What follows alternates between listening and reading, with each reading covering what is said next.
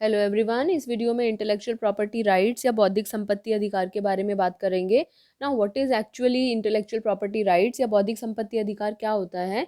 कोई भी विचार अगर हम उसको एक एक्चुअल प्रोडक्ट या एक उत्पाद के रूप में परिवर्तित कर पाते हैं, और जब हमने उसको उत्पाद के रूप में परिवर्तित कर लिया, अब हमें लगता है कि हमारे अलावा इसका कोई और इस्तेमाल ना कर पाए हमारी परमिशन के बिना, तो अगर हम उस उत्पाद पर कानूनी अधिकार प्राप्त कर लेते हैं या कानूनी संरक्षण प्रदान करा देते हैं, तो ये हमारा इंटेलेक्चुअल प्रॉपर्टी राइट या बौद्धिक संपत्ति अधिकार कहलाता है।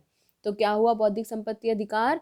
पहले हमने एक नया विचार ढूंढा, फिर उस नए विचार को किसी उत्पाद में परिवर्तित किया। उत्पाद का मतलब कोई वस्तु, कोई सेवा, कोई विचार, बहुत लंबी लिस्ट है। तो उसमें परिवर्तित किया और फिर उस उत्पाद पर हमने अपना कानूनी अधिकार प्राप्त कर लिया। तो वो क्या बन गया हमारा इंटेलेक्चुअल प्रॉपर्टी राइट या फिर बौद्धिक संपत्ति अधिकार। परिभाषा क्या होती है इसकी? मानवीय विचारों की खोज से बना हर वह उत्पाद जिसे बेचा जा सकता हो, खरीदा जा सकता हो या किराए पर दिया जा सकता हो, वो बौद्धिक संपत्ति या प्राज्ञ संपत्ति कहलाता है। यानी कि कोई भी आइडिया अगर हमने उसे प्रोडक्ट के रूप में परिवर्तित कर लिया और अब हम उसे बेच भी सकते हैं, खरीद भी सकते हैं, किसी को किराए पे दे सकते हैं, तो वो क्या कहलाई हमारी प्राज्ञ संपत्ति या फिर बौद्धिक संपत्ति। अब वो बौद्धिक संपत्ति अधिकार कैसे बनेगी? जब हम उस प्राज्ञ संपत्ति या बौद्धिक संपत्ति को कानूनी अधिकार दिला देते हैं, तो ये प्राज्ञ संपत्ति क्या बन जाती है? प्राज्ञ संपत्ति अधिकार, या प्राज्ञ की जगह हम क्या वर्ड यूज कर सकते हैं? बौद्धिक संपत्ति अधिकार। तो ठीक है, क्या किया बौद्धिक संपत्ति अधिकार में? हमने आइडिया को उत्पाद में परिवर्तित किया और उत्पाद को कानूनी संरक्षण प्रदान कराया।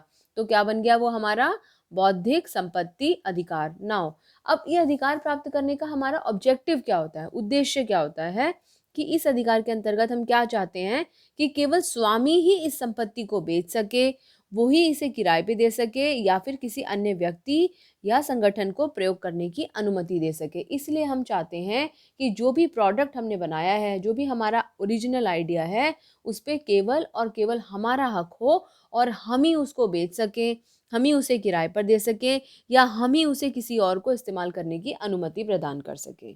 अब बात करते हैं कि बौद्धिक संपत्ति अधिकार कितने तरह का होता है। बौद्धिक संपत्ति अधिकार को हम एक्चुअली दो बड़ी कैटेगरीज में डिवाइड कर सकते हैं। वैसे मेजरली हम इसके 5 नाम पढ़ेंगे, लेकिन उन्हें इन दो ब्रॉड कैटेगरीज में डिवाइड किया जाता है, इंडस्ट्रियल प्रॉपर्टी और कॉपीराइट्स। इंडस्ट्रियल प्रॉपर्टी को औद्योगिक संपत्ति और कॉपीराइट्स को स्वतःअधिकार बोलते हैं। ना इंडस्ट्रियल प्रॉपर्टी में, औद्योगिक संपत्ति में क्या क्या आता है हमारा? पेटेंट्स आते हैं, ट्रेडमार्क आते हैं, ज्योग्राफिकल इंडिकेशंस आते हैं। अभी हम डिस्कस करेंगे इन सब के बारे में कि पेटेंट्स क्या होता है, ट्रेडमार्क क्या होता है, या ज्योग्राफिकल इंडिकेशंस क्या होते हैं। ज्योग्राफिकल इंडिकेशंस का एक छोटा सा एग्जांपल बताऊं, जैसे मैं आपको, कि बनारसी साड़ी या फिर नागपुर के संतरे, तो यानी पर्टिकुलरली किसी ज्योग्राफिकल स्टेट से हम उसको अटैच करते हैं उस प्रोडक्ट को, तो वो वाला अधिकार प्राप्त करना हमारा औद्योगिक संपत्ति अधिकार में आता है। फिर स्वत अधिकार की बात करें या कॉपीराइट के अधिकार की बात करें, कॉपी करने का राइट किसके पास है, उस चीज की कॉपी बनाने का राइट किसके पास है। तो इसमें क्या क्या आ सकता है, किस किस चीज की कॉपी बन सकती है? लिटरेरी वर्क की कॉपी बन सकती है। लिटरेरी वर्क का मतलब साहित्य, या फिर आर्टिस्टिक वर्क की कॉपी बन सकती है। आर्टिस्टिक वर्क का मतलब कला। तो उसमें क्या आ सकता है? लिटरेरी में नॉवेल्स आ सकते हैं, पोयम, प्लेज, फिल्म, कोई म्यूजिकल वर्क। और आर्टिस्टिक वर्क में क्या आ सकता है? कोई ड्राइंग आ सकती है, कोई पेंटिंग आ सकती है, कोई फोटोग्राफ, स्कल्पचर, आर्किटेक्चरल डिज़ाइन। ये सब चीज़ें हमारी जो हैं कॉपीराइट में आती हैं कि इसको कॉपी करने का राइट किसका है। जैसे हम कोई गाना सुनते हैं, तो कभी भी आप गाने की कोई एल्बम देखेंगे, कोई उसकी सीडी देखेंगे, तो उसके ऊपर लिखा होता है कॉपीराइट्स रिजर्व्ड। कोई भी आप किताब देखते हैं, उसके ऊपर लिखा हुआ होता है कॉपीराइट्स रिजर्व्ड। अभी भी आपके हाथ में कोई किताब होगी तो उसे देखिएगा, उस पर कॉपीराइट्स रिजर्व्ड लिखा हुआ है कि नहीं लिखा हुआ है। इस बात का मतलब क्या होता है कि उसको कॉपी करने का राइट केवल और केवल उसे बनाने वाले का है। और अगर किसी को उसकी कोई भी कॉपी बनानी है, तो उसके लिए उसको बनाने वाले की परमिशन लेनी पड़ेगी। अब इन सबको एक एक करके डिस्कस करेंगे।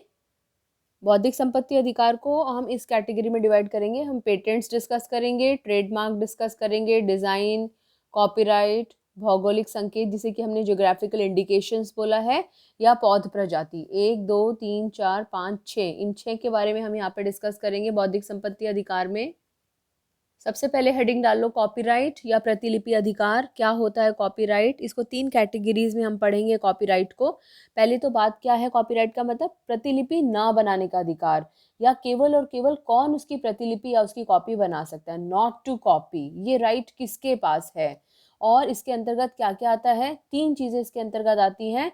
नंबर 1, सबसे पहले साहित्यिक कार्य, इसकी कॉपी नहीं की जा सकती स्वामी की अनुमति के बिना। इनमें क्या क्या आता है, लिटरेरी वर्क, पुस्तक आती हैं, उपन्यास, कविताएं, कोई भी गाना, कोई कंप्यूटर प्रोग्राम, तो ये सब चीज़ें हमारे साहित्यिक कार्यों में आता है। नंबर 2, कलात्मक कार्य, जिसको कि हम आर्टिस्टिक वर्क बोल रहे थे अभी पीछे। तो कलात्मक कार्यों में, आर्टिस्टिक वर्क में क्या आ सकता है, चित्रकला, शिल्पकला, मानचित्र, कोई भी चीज़ जो आर्टिस्टिक कैटेगरी में आ सकती है, वो यहाँ पर कलात्मक कार्यों में आ गया। और तीसरा हमारा नाटकीय कार्य है, जिसमें कि नृत्य, अभिनय, नाटक, चलचित्र, ये सब चीज़ें इसमें इंक्लूड की जाती हैं। तो समराइज करने के लिए हम क्या कह सकते हैं, कॉपी ना करने का राइट, या फिर किसकी अनुमति से कॉपी की जाएगी, ये राइट, ये अधिकार जो हमारा कॉपीराइट कहलाता है।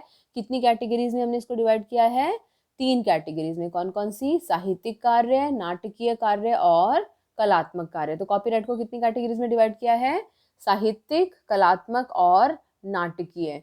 और क्या है साहित्यिक में, कोई भी पुस्तक या उपन्यास, कोई भी नाटकीय में कोई भी मूवी, कोई भी नृत्य, कोई भी डांस फॉर्म, ये नाटकीय कार्य में आ गया। और कलात्मक में क्या आ गया, कोई भी पेंटिंग, कोई भी मूर्ति, ये सब चीज़ें। तो ये क्लियर है आपको कॉपीराइट के 3 हिस्से, इसको नोट कर लेना। आगे चलते हैं, बौद्धिक संपत्ति अधिकार की दूसरी कैटेगरी की बात करते हैं, जिसको कि ट्रेडमार्क या व्यापार चिन्ह बोलते हैं। अगर कोई भी नाम, चिन्ह या प्रतीक कोई भी कंपनी का जो उसको उसके प्रतियोगी से भिन्न बनाता है, उसको ब्रांड बोलते हैं। और जब हम उस ब्रांड को कानूनी संरक्षण प्रदान करा लेते हैं, तो वो क्या बन जाता है, हमारा ट्रेडमार्क बन जाता है। तो क्या हुआ ट्रेडमार्क की परिभाषा, जब किसी संगठन के नाम, शब्द, चिन्ह या प्रतीक को कानूनी संरक्षण प्रदान हो जाता है, तो ये क्या बन जाता है, ट्रेडमार्क बन जाता है, ट्रेडमार्क कहलाता है, व्यापार चिन्ह कहलाता है। और जैसे ही किसी चीज़ को कानूनी संरक्षण प्रदान हो गया, इसका मतलब उस कंपनी के अलावा इस निशान को कोई और इस्तेमाल नहीं कर सकता। मैकडॉनल्ड्स का चिन्ह है तो वो केवल मैकडॉनल्ड्स कंपनी ही उसका इस्तेमाल कर सकती है। अगर कोई और उसका इस्तेमाल करता हुआ पाया जाएगा, तो उसको पनिशमेंट मिलेगी, उसको दंड देना पड़ेगा और बहुत सारी कानूनी कार्रवाई उसके खिलाफ हो सकती है। तो क्या कहा हमने, ट्रेडमार्क क्या होता है, अगर किसी कंपनी के नाम, शब्द, चिन्ह या प्रतीक को कानूनी संरक्षण प्रदान हो जाता है, तो यह क्या कहलाता है, ट्रेडमार्क कहलाता है। नाम, शब्द, चिन्ह या प्रतीक को समझने के लिए हम ये डायग्राम देख सकते हैं। नाम हुआ मैकडॉनल्ड्स, शब्द हुआ एम, चिन्ह हुआ ये वाला और प्रतीक हुआ ये। तो अगर जब इन नाम, शब्द, चिन्ह या प्रतीक को हमने कानूनी संरक्षण प्रदान करा लिया, तो ये क्या बन गया, ट्रेडमार्क। ये सारी चीज़ें आप 12th में भी पढ़ेंगे। तो ये बन जाता है ट्रेडमार्क। और ट्रेडमार्क बनने के बाद में उस कंपनी के अलावा कोई और कंपनी इस नाम, शब्द, चिन्ह या प्रतीक का इस्तेमाल नहीं कर सकती है।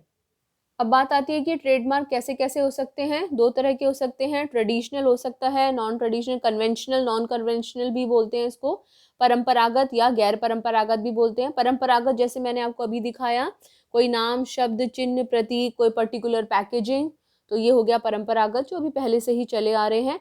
और गैर परंपरागत में हो गया, जैसे कोई ध्वनि चिन्ह है, जैसे कि आईफोन की रिंगटोन है, तो वो रिंगटोन केवल और केवल आईफोन्स में हमें देखने को मिलती है।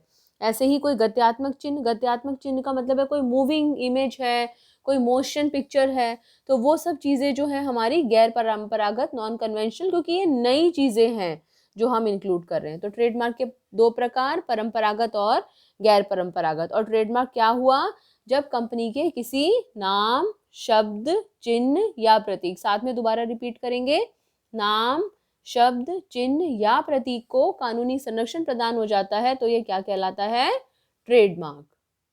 इसे साथ के साथ नोट जरूर करते रहना। आगे चलें, हम अभी तक अपने बौद्धिक संपत्ति अधिकार में क्या क्या डिस्कस कर चुके हैं, हम पेटेंट्स डिस्कस कर चुके हैं, ट्रेडमार्क डिस्कस कर चुके हैं, कॉपीराइट डिस्कस कर चुके हैं।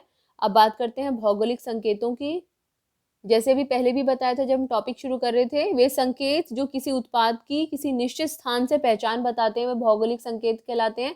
क्या क्या एग्जाम्पल्स हो सकते हैं, बनारसी साड़ी, कश्मीरी पश्मीना शॉल, दार्जिलिंग की चाय, नागा मिर्ची। तो ये केवल इसी जगह के लोग इस चीज़ का इस्तेमाल कर सकते हैं, जो यहाँ से उत्पादित हो रही हैं चीज़ें, वहीं पर इन चीज़ों का या इन जगहों का नाम इस्तेमाल किया जा सकता है। तो ये भौगोलिक संकेतों में आ जाता है, नोट कर लीजिए। नेक्स्ट, पेटेंट्स रह गया था हमारा। क्या होता है पेटेंट्स? इसे एकस्व कहते हैं।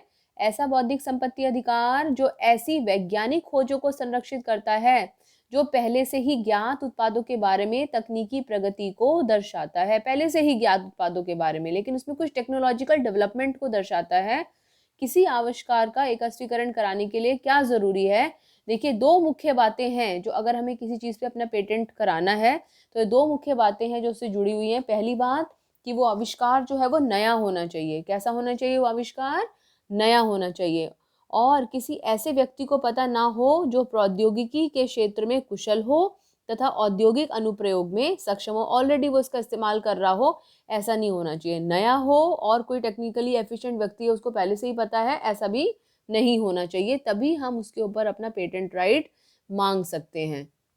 बहुत इंपॉर्टेंट है, शॉर्ट नोट आ सकता है इस पे आपका। नेक्स्ट पढ़ते हैं बौद्धिक संपत्ति अधिकार में। फिर से रिपीट करेंगे, बौद्धिक संपत्ति अधिकार में कितनी चीजें आती हैं? 1 2 3 4 5 6। कितनी चीजें आती हैं? 6। इनमें से क्या क्या पढ़ चुके हैं हम? पेटेंट पढ़ चुके हैं, ट्रेडमार्क पढ़ चुके हैं, कॉपीराइट, भौगोलिक संकेत, बचा डिजाइन और पौध प्रजाति। अब डिजाइन क्या होता है? कोई भी आकृति, कोई भी नमूना, कोई भी सैंपल, कोई भी रंग संयोजन, कलर कॉम्बिनेशन। जैसे कि पेप्सी का कलर कॉम्बिनेशन देखा है आपने? बच्चे देखते ही दूर से पहचान जाते हैं कि पेप्सी का साइन है। आकृति में हम जानते हैं, जैसे कि आईफोन पर कटा हुआ एप्पल, हम कई बार मजाक में भी बोलते हैं, तो कटा हुआ एप्पल की जो आकृति है वो इसी से रिलेटेड है। कोई सैंपल है, कोई रंग संयोजन, कलर कॉम्बिनेशन, ये 3 चीज़ें हमें याद रखनी है। बहुत बड़ा टॉपिक है, नहीं है ये हमारा, बहुत लंबा चौड़ा एक्सप्लेनेशन नहीं आने वाला है इसमें हमारा। तो कोई भी आकृति, कोई भी नमूना या रंग संयोजन, या क्या करेंगे, अगर हमने इसको अपना बनाया है और हम चाहते हैं कि इस आकृति, इस नमूने या इस रंग संयोजन पर हमारा अधिकार रहे, तो वो अधिकार हमें कितने समय के लिए मिलता है? 10 साल के लिए। और जब 10 साल हो जाते हैं तो 10 साल की समाप्ति के बाद में हमें फिर इसको अधिकार को, यानी कि इस आकृति पे अधिकार को, इस नमूने पर अधिकार को, इस रंग संयोजन पर अधिकार को दोबारा से हमें रीन्यू कराना पड़ता है, नवीकृत कराना पड़ता है। तो डिजाइन में 3 चीजें कौन कौन सी? आकृति, नमूना, रंग संयोजन। दोबारा रिपीट करेंगे, आकृति, नमूना और रंग संयोजन। कितने समय के लिए? 10 वर्ष के लिए। और 10 साल के बाद में दोबारा से रीन्यू कराते हैं, कितने टाइम के लिए? 5-5 साल के लिए। लास्ट, पौध प्रजाति। अगर आपने कोई ऐसी कोई नई प्रजाति विकसित करी है, तो जिस किसान ने वो नई पौधे की प्रजाति विकसित करी है, तो उस किसान को भी मान्यता मिलती है। कई बार तो उस किसान के नाम पर ही उस पौधे का नाम भी रख दिया जाता है। तो पौध प्रजाति में क्या है?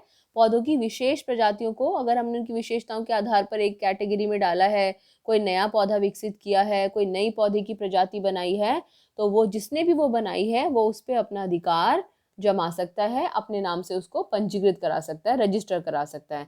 तो हमने क्या क्या पढ़ा बौद्धिक संपत्ति अधिकार में? विचार को उत्पाद ने बदला और उस उत्पाद पर कानूनी अधिकार प्राप्त किया, तो वो क्या बन गया हमारा? बौद्धिक संपत्ति अधिकार। कितनी चीजें सम्मिलित हैं इसमें? 6। कौन कौन सी? पेटेंट, ट्रेडमार्क, कॉपीराइट, डिजाइन, भौगोलिक संकेत और पौध प्रजाति। क्लियर है? अगली वीडियो में अपने स्मॉल स्केल इंडस्ट्रीज वाला चैप्टर आगे कंटिन्यू करेंगे और हम पढ़ेंगे कि लघु उद्योगों का मतलब क्या होता है और हम कैसे पहचानते हैं कि ये लघु उद्योग है या फिर नहीं है। Thank you.